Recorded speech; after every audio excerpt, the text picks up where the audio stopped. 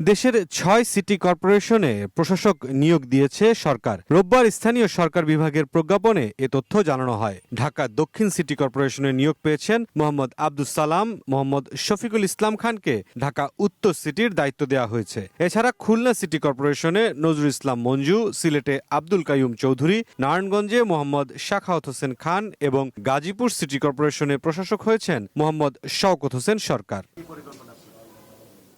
নবনিযুক্ত ঢাকা দক্ষিণ সিটি কর্পোরেশনের প্রশাসক আব্দুস সালাম নয়াপল্টনে প্রতিক্রিয়া জানান গণমাধ্যমের সামনে।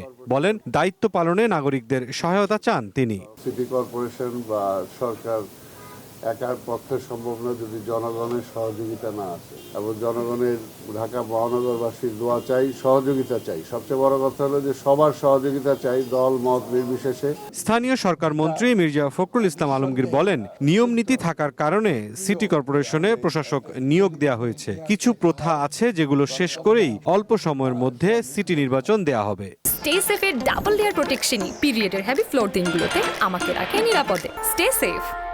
স্থানীয় সরকার নির্বাচনের বিষয়ে কত নিয়মকানুন আছে তো সরকারি এবং যে প্রথাগুলো আছে সেগুলো কতগুলো মেয়াদ আছে, কতগুলো মেয়াদ শেষ হয়ে গেছে, সবগুলোকে এক জায়গায় নিয়ে এসে আমরা সরকারের তরফ থেকে একটা সঠিক সময়ে এই নির্বাচনগুলো দেওয়ার ব্যবস্থা আমরা করবো। তবে নিঃসন্দেহে এই নির্বাচনকে প্রাধান্য দেওয়া হবে।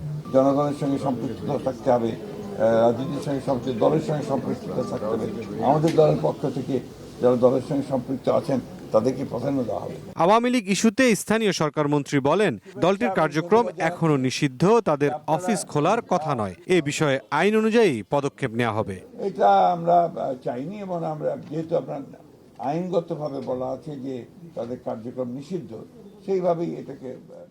সংসদ অধিবেশন বসার পর সংরক্ষিত নারী আসনের বিষয়ে কাজ শুরু হবে বলেও জানান মির্জা ফখরুল ইসলাম আলমগীর। আমাদের নেতা মুরসালিন হক জুনায়েদ, সময় সংবাদ, ঢাকা।